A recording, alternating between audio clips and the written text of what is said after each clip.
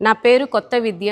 నేను కాంగ్రెస్ పార్టీలో గత 10-12 సంవత్సరాల నుంచి పనిచేస్తున్నాను. నేను జిల్లా జనరల్ సెక్రటరీ యూత్ కాంగ్రెస్ చేశాను, స్టేట్ జనరల్ సెక్రటరీగా చేశాను ఎలక్టెడ్.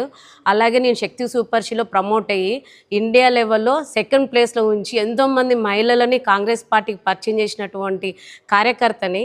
కానీ ఈరోజు ఎల్బీ నగర్లో ఏం జరుగుతుందనేది అర్థం కావట్లేదు. ఎందుకంటే నేను ఎల్బీ నగర్లో సాహిబ్ నగర్ డివిజన్లో ఉంటున్నాను.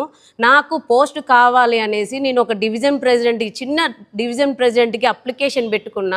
కానీ నాకు వస్తుందనుకున్న ఆశతోటి ఉన్నటువంటి అమ్మాయిని, ఎందుకంటే నేను 12 సంవత్సరాల నుంచి పనిచేశాను కాబట్టి ఇది నాకే వస్తుందనే ధైర్యంతో ఉన్నాను.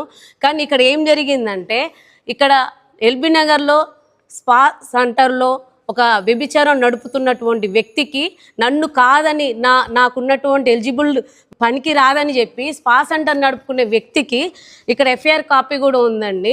కానీ ఈ ఎఫ్ఐఆర్ కాపీలు ఉన్నటువంటి దాన్ని నేను చదవలేను, ఎందుకంటే అంత ఘోరంగా ఉంది. ఒక ఆడపిల్ల ఈ ఎఫ్ఐఆర్ కాపీని కూడా చదవలేనంత ఘోరంగా ఉన్నది. కాబట్టి ఇది మన మీనాక్షి మేడం గారికి అలాగే మహేష్ గౌడ్ గారికి ఈ విషయం పోవాలని చెప్పి, ఎందుకంటే వాళ్ళ అంత పెద్ద స్థాయి వాళ్ళకి నేను చేరుకోవాలని ఈ విషయాన్ని చెప్పుకున్నంత సమయం నాకు ఉండదు కాబట్టి నేను ఈ వీడియో చేస్తున్నాను. దయచేసి మీనాక్షి మేడం, మహేష్ గౌడ్ అన్న గారు నాకు న్యాయం చేయగలరు. ఎందుకు అంటే ఈరోజు సాహిబ్ నగర్లో ఒక డివిజన్ ప్రెసిడెంట్గా కూడా పనికి రాలేని నేను, సరే ఓకే బాగుంది, కానీ ఈరోజు ఎల్బీ నగర్లో ఏం జరుగుతుంది, అసలు ఎటు పోతుంది కాంగ్రెస్ పార్టీ? ఈ కాంగ్రెస్ పార్టీ భవిష్యత్తు ఏం చేద్దాం అనుకుంటున్నారో నాకు కొద్ది కూడా అర్థం కావట్లేదు. ఎందుకంటే ఎల్బీ నగర్ అనేది కాంగ్రెస్ గడ్డ. ఈరోజు కాంగ్రెస్ పార్టీ అనేది అతలకుతలం అయిపోయి ఖరాబ్ అయిపోతుందండి.